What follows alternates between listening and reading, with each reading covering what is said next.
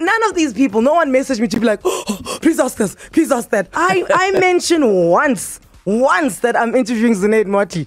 So many people messaged me. So many, including some like, oh, don't you want to set up a meeting for me? And I'm like, oh, guys, what do you think I am? A recruitment agency, okay? Helping people out. Zunaid Moti, welcome to 947. Thank you very much. Thank you so much for your time. Frankie's got a question. Yeah, so the first question we have to ask is, if you drive up Santon Drive, you see the building on the left and there's a fighter jet on top of the building. Yeah.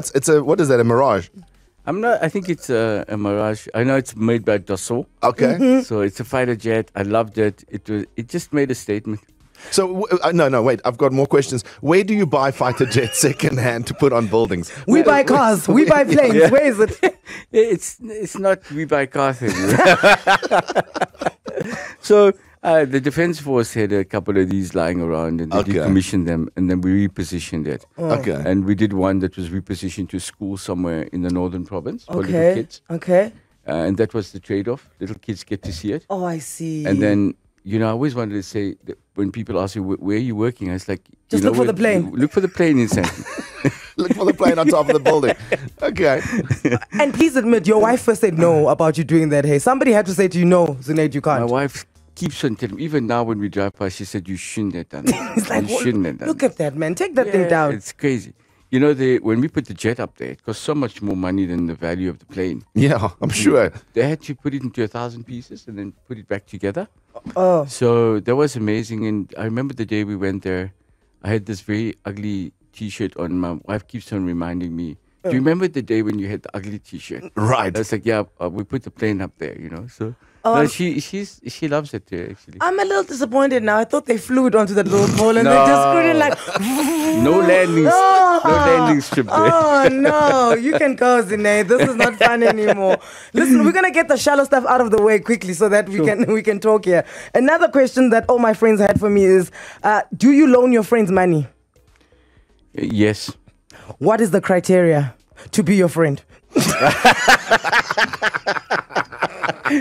It's the easiest way to break friendship, So yes. You lend someone money, and before you know it, you're the bad guy. That's very true. It's like, Zunaid, please help me. I need this. I need that. I really need to change my business and all of that. And before you know it, it's 6 months down the line, a year down the line, they don't take your calls. That type of thing. But I must be honest, I haven't had a lot of that in the last couple of years, 4 or 5 years, So it's been good. What's your criteria? Because I too have a wealthy friend, and I asked him this in my kitchen the other day. Is that what's your criteria when you loan money? And he said, if I have to speak to you 3 times after the date that you said you're going to give the money back, then we have a problem, and then we are no longer friends. Do you have like a steadfast rule that lies like that? If I help a friend, I don't lend them the money. In my mind, I'll say, look, I'm going to write this money off the day I give it to you so we can preserve the friendship. Okay. The moment I need to ask you means there's a problem somehow. So just don't do it. If you're going to help your friend, give him some money. If he says, yesterday someone rang me and said they need 3,000 Rand per month and to go onto my charity list on a monthly basis. But he wasn't a very old guy, and I really look after old mothers. It's my thing. Okay. Ladies that are over 65 that the kids are not looking after and that sort of thing. They ring me. I have so many mothers, over 60 mothers at the moment. Oh, wow. Texting me the whole time. I need this, I need that. It's a full-time job, that. But the guy, I said to him, listen, can I give you just a little bit of money up front? And I gave him a small sum of money. It was finished. Won't hear from him. That's thank it. God. It's it. You give it. Yeah, if you think you're going to lend people money, get it back, it's not going to happen in Russia. I love the fact that you will speak about money, because people with money don't like to speak about it. I'm like, no, man, but that's all we want to talk about with you. Like, Okay, and then lastly, how do we become friends? That question is coming up and down again. Hey, you got to go through my wife. She's the gatekeeper. Depends on how well you can cook. My wife's a bad cook. She knows, I shouldn't be saying this on. Oh, wow. Since she moved into our house, to be honest, she's cooked twice. And the first time she's injured her finger. Grated part of her finger off, so that was ridiculous. We couldn't eat the food, obviously. She did it on purpose so that you don't ask her to cook again. Yeah. Can you not see the psychology here? Yeah. I'm sure you do that at home too. You look like the type. Do you know exactly how much you're worth? I'm not worth a lot of money. The family trust is worth maybe a bit of money. Okay. But I don't actually look at that, to be honest with you. The number's not important to me. It's for me, the everyday, the life that I live, the opportunities I have. The opportunities you create. The opportunities I create, you're right. And the ability not to, if I just don't want to go to work, I just don't want to. But I'm not that way inclined. Yesterday, my son was sick for a week. Because he went for these teeth, what is it? This, when they tighten your braces? No. It's my 25-year-old kid, wisdom teeth. Oh, okay. They took them out, My wife obviously had hers extracted age 3. So she's haven't got those wisdom things going on with her. But they took it out and he was away from work for 7 days. And I thought to myself, geez, shame this guy's not doing well. I went to see him. But me, had I had the op, I can tell you in the afternoon, be at work. You'll be back. Just because you can. Right. And because you want to be there. When we see the stuff online, it really feels like you love what you do. And this is why we wanted you in here, because, obviously there is a direction that you're taking and you're shifting a certain way and we can see it. And this is why, because every time I'm on Twitter a lot and then your videos keep on coming up and I'm like, this guy's interesting. He is. This guy's interesting. Thank you, man. And this is why we're here, to show you that we're a little bit more interesting than you. This is why we're here. and you're the businessman. But also, I just think it's nice to unpack a personality behind, so many stories. You can take all these stories and put them together and decide this is how Zunaid Moti is. Yes. Or you can have him in here and you just get to know the guy. For me, I have children that are 25 and a little son now that's 3 months. So I broad spectrum of skills to have to keep on and look after, But what I see in the youth is they're not hungry enough, and I just need to get them to the point where there's hope. Okay. And they feel, listen, there's somebody that can listen. I can reach out to someone like Moti, and he'll actually respond. Right. So when I'm responding on the social media, it's me paying attention to somebody. And that's worth a lot of money. It can be somebody that you may think is insignificant today, but could be a billionaire tomorrow. Could be an entrepreneur tomorrow. So he reaches out, you say, hi, how you doing? A lot of these CEOs in the listed companies not doing that. No. They're sitting at home in front of their fireplaces, I hope, and chilling out, talking about the billions they made. But I feel that I'm still got a bit of youth behind me. I'm not hitting that 50 yet. And if you call me uncle, I'm going to be pissed. We'll call you Oom on the show. After 50, you call me Oom. Listen, on the way, believe it or not, his first business almost failed. Yeah. It's a waterproofing business, but he launched it in winter when there was no rain, so he didn't quite have a way to figure out how successful this is gonna go. Why is the phone not ringing? And then it plonked on its face. We'll talk about that on the way. In studio, we have got businessman, entrepreneur, and now slanting into the philanthropy side of things. Absolutely. Okay, Zunaid Moti, and believe it or not, his first business failed. The evil side of me came out one night, and he said, Zunaid, I know you can't make things happen with the rain, but you got a plan. So I made printouts on an A4 page, and I got people to cut it into 8, and I employed my people to make sure they go to all the houses and give them a free evaluation of their waterproofing in winter, so that by the time summer comes, we could help them. Man, I did a really bad thing. I told them that when they get up to the roofs and when they check bad things, they must make sure they accentuate those bad things, Explain to the people that they have problems. Come the rainy months, man, it's hectic. Our phones are ringing off the hook. This is you creating your own demand. Your own demand, right? Demand and supply, man. So you started a waterproofing business, right? But you started in winter. It's not raining. No one is coming through. You make flyers. People have flyers. They call you. You go and you check out the roofs, and you just create a little bit of a problem so that they can call you back. Just ring me when it rains. But I think the issue in the point I was trying to make was that timing is everything. And you guys know that. Whether you getting married, getting divorced, starting a business, whatever, timing and cash flow. If you get those two wrong, you're going to fail, boy. The cash flow, the timing, and generally, like I did that bad move, open up in winter, the cash flow was negative. And it just didn't rain for a long time after. So, it's timing, as I keep on telling people, timing and cash flow. I can't impress more on the youth. They don't worry about the cash flow. They go out sometimes, they spend too much money. And I'm just trying to ground them a bit. You'll see the social media go out. I'm trying to tell them, listen, just chill. Save some cash. Make sure that you don't spend all your money throughout the month. Don't get to the 10th or the 15th of the month and start phoning the parents. Hey, I need some money. One of the things you said in the clip is like the evil side of me came out. And, I appreciated that because every time I've interviewed businessmen and you asking them, like, how did you do it? How did you make your first millions? Always believe in yourself. Go out there and do it. And I think you're giving proper things like, this is what I did, this is what I did, this is what I did. There's like an unnecessary evil towards building a success, right? Now, do you think that it is impossible for somebody to become successful without being a little bit on the dubious side? I must be honest with you. When you talk about dubious side, everybody has some bad thoughts. Man. Everyone. When I'm in the car and I'm driving and my wife says something bad, what I think is not what I say nowadays, And I keep on warning her with my eyes. I give her that look and she says, are you thinking about something that you don't want to tell me? I go, yes, yeah. So when you go to the bank and they say something to you like, you can't do this or you can't do that, you think to yourself, you something. Like the day I make money, the first one I'm going to get fired. Yes! I'm so glad. I'm also like that. When somebody says no to me, I'm like, when? The day I'm Oprah Winfrey. You're going to look under your chair and you're going to live under that chair. I get that. You get in SAA and that lady comes around and she says, you can't have a second wine. And you think, hey, when I get my own jet, I'm going to hire you and fire you. That's hilarious. But obviously then you make the money, right? And do you then feel, I know you're sponsoring like the AFCON, the hockey team. Yeah. When you make the money, do you then feel compelled to give back because of those days where you did the darky side of things to get where you are? Yeah, for me, I must be very frank with you. I went through a stage of trying to do everything correct. And it was the very dry period for me. And I became very poor because I wasn't acting out what I was really thinking inside. So a lot of people hold themselves back because they're fearful. So you develop this fear of failure.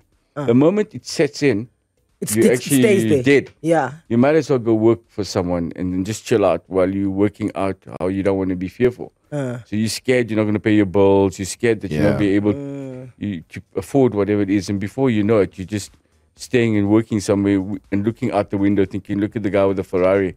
Surely nobody became wealthy working for anyone. So as an entrepreneur, you need to get out there and you need to make things happen. And sometimes, as you said, you need to do one or two shortcuts, which is not necessarily breaking the rules, but bending them a bit to get to where you need to, and taking advice from your inner self. You know the answers. That's interesting, hey? That's very interesting. So another thing Zunaid Moti says is when he was in high school, he had to write an essay and complete the sentence, when I'm a millionaire, I will, ... Everybody else. This was when he was in high school. Primary school. Primary school. Okay, when you were still poor. Really poor, right? Okay. When I'm a millionaire, I will ... Everybody else wrote pages and pages. He just wrote one sentence, get my PA to write this. I said my secretary, yesterday I get a proper clap from the teacher. When we come back, still with Zunaid Moti, we're going to discuss that and some other business deals that have made headlines. Zunaid Moti in studio, no longer the CEO of the Moti Group. He stepped aside now because he feels like he's done all the dirty work. And who's in there now? True, huh? Who's in there? Dondo? There's a guy called Dondo Mokhashane. He was the treasurer of Republic of South Africa, the DG. Fantastic guy, very measured, very compliance-driven. We get along 50-50. Which is good. When he said compliance-driven, I looked at him because I was like, this is where the issue lies. Every time you talk and you don't have a piece of paper, it's a problem. Yeah. So does everybody who gets hired by the Moti Group get a billboard when they... No. Is that your HR announcement? Because he's got a billboard, this Dondo guy. Yeah, I'm like, look at you. He looks quite cool there, He does. in the billboard. But I stepped aside because I need him to go forward with the youngsters in a more compliant environment. And I've had this whole... Not like the cowboy you've been. Yeah. The controversial cowboy thing. It always sticks out. You go to meetings, you go to banks. I just said, okay, let me go to Zimbabwe. Let me enjoy the weather. Let me become a miner like I used to be. Be more on hands. And I'm enjoying it. I'm really loving it. What's the wildest rumor you've heard about yourself? Oh, man, I don't know. Oh, the other day I heard that I was... someone asked me, listen, are you having another child? I said, I just had one now. It's 3 months old. With the same woman? No, that was the issue. It was like, I believe you're having another child with someone else. I'm like, Zunaid, are you mad? I hope my wife hasn't heard this. But, she says, so I heard this bad rumor about myself. And I said, no, I just had a beautiful son. He's already 3 months. You're a bit late on this one. Oh. So now I do get some crazy rumors that come out, and people calling me and asking me crazy things. But I think that was the craziest for me after I had the kid. And so that's, I think, the compliance issues. There's so much paperwork today. Everything you do, there's a whole lot of paperwork, a whole lot of rules, and you got to follow them now. I want to ask, what's the wildest rumor that's true? No. No. I'm not talking about that. The other day, everyone's saying to me, Zunaid, you must go drive the Bugatti and all of that. And I'm going, yes, I'm going to go 300 k's per hour. And then the team said, listen, you're limited to 120 k's per hour. I said, okay, let's take the Mini. Let's go to work. I'll get to 80 k's per hour. The Bugatti. Leave it. No point. I'm going to break rules. I'm going to be controversial because I went over 120 k's per hour. I said, no, I'm at home. What keeps me up at night? I think I worry about what people are not doing and employed to do. I think the thing that makes me most annoyed is when I employ you to do something and then I need to employ someone to watch you and then I need to employ someone to watch that person and the job still doesn't get done. And it says that the leadership is bad, which means it's a bad reflection. I mean, so often I go to bed at night and I think about where am I earning and how can I efficientize where I'm at in my business, in my social life, and in my personal life. What type of leader are you? Controversial? No. Everybody wants to hear that nonsense. We've gathered that, okay? No, we've gathered that. Everybody from Investec has tuned out already. No, they're good guys. Investec are fantastic guys. Okay. The old leadership in Investec, they're not going to, people like that not going to come around again. They used to make decisions. On the they fly. They were entrepreneurs. Yeah. They took a bit risky, of risk. Yeah. Brazen. And they made a lot of money. They created Investec. And that's the type of leader you are. Risky, brazen, controversial. I think, for me in the future, if there's some risk to be taken, if it's calculated, it doesn't take you out. If you lose the money, it's good. You must be prepared to lose the money if you're investing in something. Like I've done this MotiMoves. Youngsters come along. They put deals on the table. The other day I had an 18-year-old. Was he 18-year-old? 18? Yeah, we financed him about 3 million. This project. Okay. There was another entrepreneur. He was his sight was impaired, but he was a professor. He is a professor. He had the most amazing idea about a product that we're developing to establish whether you have breast cancer and what stages you have it at. And he just couldn't get it off the ground. Today he's a millionaire. Wonderful. We're searching, getting to the right people. There's a new one that I've picked this month. Every month I pick an entrepreneur, and then we finance them, and we hold their hand and take them through the process. So it costs many millions, but I do think that if I can just change one youngster per month, I'm at least winning. Other entrepreneurs need to come and do the same thing and sort of do that. But I got introduced this morning to a concept of a studio. So I'll be looking at that as Can we open up the WhatsApps and ask guys, could we take a few business ideas and throw them at you? We'll throw 3, and I just want to see your reaction between hearing an idea and knowing if it's a good idea. Yeah, let's go, man. Okay, there we go. 0614947947. No, that's the wrong. 084. No, that's not ours. That's ours a competition. Is 08400000947. Send your business ideas. We've got the sharkiest of the sharkest tanks here. Okay? Right, but be quick now. Quick voice note, 30 seconds. Give it to us. Don't tell us when I was this old. The elevator pitch. No, it's the elevator pitch, okay? Get to the point. He's going to listen. He's going to tell you thumbs up or thumbs down immediately. What is Zunaid Moti like when he has to apologize to someone? Man, I'm very humble. If I've done something wrong, I go in and I say, listen, I'm sorry. How can I fix this? There's really no point in you becoming arrogant when you're wrong and you know you're wrong. You just get down there, get on your knees. If it's a woman, if it's a man, you can still remain standing and go, if you want to knock me out, now's your time, but it doesn't cost you anything to apologize. It really doesn't. Have you always felt that, or is that something that you learned along, the many life lessons that you've had? It's only been recent in the last 5 years. Yeah. So you learned it 5 minutes ago? No. He learned how to apologize on the way here. This was an apology to everyone he should have apologized to in the past. Sorry. Listen, if you're tuning in and you think Zunaid owes you an apology, this is it. Yeah, you're going to have these phones ringing. He is officially sorry. Do you think anyone owes you an apology? I never look at life like that. I can't control people's actions. They do what they want to do. They do what they have to do. I'm not in control of what they do. So why worry and fret about it? Worry about what you can do. All right. Okay. Okay, so like we said, we've got a Shark Tank in here. The Shark Yes Tank, you're sending us all your business ideas. This is something he's doing now on the daily, just by the way. Yep. You know, is there a name for it? Your It's called MotiMoves. It's for the young MotiMoves. entrepreneurs. Well, there's been an old entrepreneur too. You know, because when you get older, it becomes more difficult for you to have that fear about starting all over again. Yeah. So the young guys are doing very well. Some of the stuff I see is amazing. We have talent in South Africa. The young people are just amazing, man. I mean, this guy came up with an idea where he illuminates and builds a box that's a moving advertisement on every one of the Ubers. So we financed that to him. It's great because you get to actually see the bloody Uber driver. He doesn't get driven over because late at night, these things are zooming all over the place, you know. So it's a safety thing, but at the same time, you can advertise anything on the back of an Uber or whatever Clever. these delivery things are, you know. And a young guy, this is the 18-year-old, right? Yeah. He came, presented, it was great. We gave it to him, he's driving a Porsche. We gave it to him for a month. But you know, Haven't heard from him. I was about to say. I was about to say. I keep on phoning, it's like the subscriber. You know. All right, here are more people that are not going to call him as soon as they buy a Porsche. So speaking about timing, like, is it a good thing to start, I don't know, like a car rental business in terms of Bolt drivers and all that type of stuff? Maybe I could buy some vehicles, get at least 5 vehicles, let the Bolt drivers rent it out from me. Is it a good idea? No, you say no. No, it's overdone. It's saturated. You know, it's saturated. But if the guy came along and found a new creative way of getting a Bolt driver or Uber driver to advertise in his car that was innovative, like I just spoke about these Uber drivers, and Yeah. that could work because he doesn't have a cost line. You know, the car's going, the Uber's running, the costs, whether they fix the overhead or variable are running. You just find an additional income to the current costs that you have. That's the answer, man.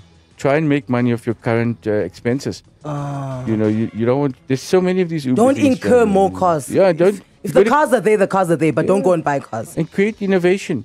Some of the simplest things in life are very successful. You don't have to think deep and think high technology or try and be the guy from Tesla, man. Just sometimes keep it simple. And most of the Right. best ideas come out of there. Make sure the cash flow is cool. Elon Musk just woke up and said, Zunaid Sorry. Moti didn't even call me by name. Yeah. He just called me the guy Elon. from Tesla. He doesn't see me. John Cena, you don't see me. So I recently started a career coaching business because of my background in recruitment. I've sat in 100 interviews, maybe even more in my lifetime, and I've seen the gaps that people make in interviews that sabotage themselves. So I started coaching people to get interviews right and to secure careers of their dreams. What I would like to know is how to market this in such a way that it's effective enough to reach the right audience that are serious about getting their careers off the ground. Oh, it's quite an easy one. You look at the youth today, they're very lazy. They don't want to read. They don't want to buy magazines. They don't want to research anything. So if you made an app out of that thing that's interactive, it's going to work. Kids will want to be at home. You make an app, how to be interviewed. You turn it into a situation where you're looking at your phone, and then you can, a lot of the times when you see yourself doing the wrong or right thing, you say yes or no. That's you, clever. You turn it into an app and you interview yourself, and then you look at yourself and say, listen, I can improve here or not. I think if you turn it into an app, maybe it could make a bit of money. You know? That's a that clever right idea. there. I'm Very there good. for that one. That's very clever. I am so sad we're out of time, but with this MotiMoves, I think that we should have you in here once a month where you're talking about the moves that you're making with the MotiMoves, because I like the fact that you are actively wanting to fund the youth. So I think if you don't mind, we can have you in here once a month, maybe on a Friday. We'll come in. 1st of October. What's happening on the 1st? Listen, on the 31st of this month, we have the webinar. Okay. I had 22,000 people in the webinar this month. I think maybe we can do something on the webinar as entrepreneurs. Yes. And work together. This is Women's Month. Want to give some money away to some women out there who come up with great ideas? Let's work on that for a month then, yeah? I definitely want to do that. And then next week, quickly, I know we have to go into news, Tembegele. I'm so sorry. But this is the news question. Next week, Zimbabwean elections, what do you think is going to go down there? I think that the current party will win. It's my personal view. I've been on the ground. I think there's a misconception around Zimbabwe and what's going on. I took some media out there to have a look at what Zimbabwe is about. Oh, we saw. Did you bring us a scarf? No, I don't wear the scarf, man. This one tabloid superimposed me to the pictures. But they didn't do it with a scarf. Okay. Please, I just wanted the scarf. I saw see that the media scarf. trip. I was like, hey. That Pearl Tusi, you know, she just kept quiet. She's such a great lady. She just kept and enjoyed Zimbabwe. And enjoy the Victoria Yeah, Falls. it was fantastic, you know. And she looked great in Zimbabwe when I saw her. Anyway, I'm gonna stop right now. You say the current party is gonna take it, and we are looking at things looking up in Zimbabwe because I know you've got interest there. you know, I'm going to do, going forward, every month I'm going to take 1 or 2 journalists out to Zimbabwe and let them see what's going on and come back and tell their version. Okay. You see the difference? We shall hold you accountable to Done. that, Mr. Moti. Thank you so much for your time. Fantastic. Happy birthday to Tariq. His son is turning 14 today. Yeah. There we go. Happy birthday to you. Happy birthday to you. Happy birthday, dear Tariq. Now go to school. Now go to school, actually. Yes. Now I'm taking him to school. Okay, good. Happy birthday to you. Zunaid Thank you, guys. Moti is out. Anele and the club on 947.